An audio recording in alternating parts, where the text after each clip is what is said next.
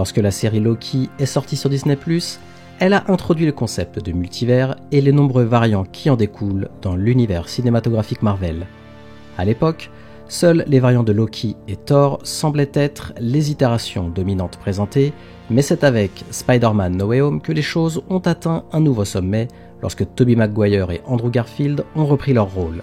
De plus, What If et Doctor Strange in the Multiverse of Madness ont renforcé le concept de variant en introduisant encore plus d'itérations du même personnage. Cela soulève donc la question de savoir pourquoi certains variants se ressemblent alors que d'autres pas.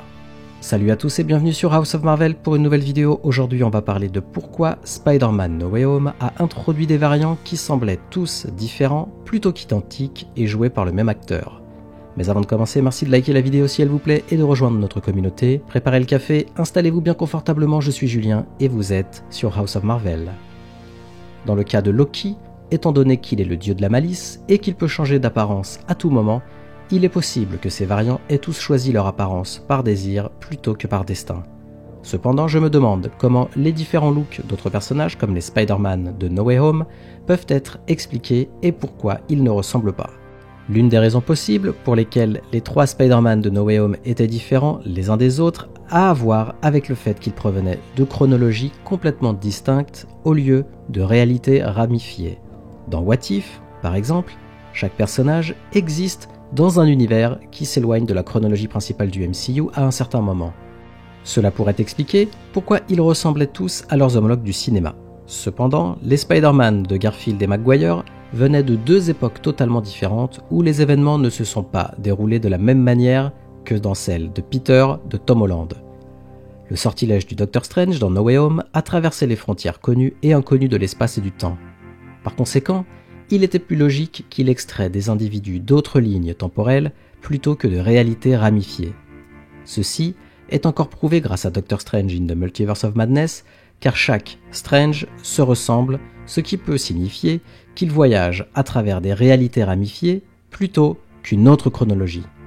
Même pour des personnages comme Reed Richards et le Professeur X, il est possible que les futurs castings soient encore liés à eux, car Reed pourrait toujours changer d'apparence avec ses capacités et un Xavier plus jeune pourrait éventuellement devenir le personnage de Patrick Stewart si nécessaire. L'introduction de plusieurs chronologies pourrait expliquer des variants d'apparence différentes et cela a déjà commencé à porter ses fruits grâce à la façon dont certains croisements ont été mis en place. Un bon exemple est l'introduction de Deadpool et le retour de Hugh Jackman dans le rôle de Wolverine. Étant donné que ces mondes sont parallèles à la chronologie du MCU, il sera passionnant de voir comment cela pourrait mener vers l'avenir et comment Deadpool pourrait se frayer un chemin vers une nouvelle réalité.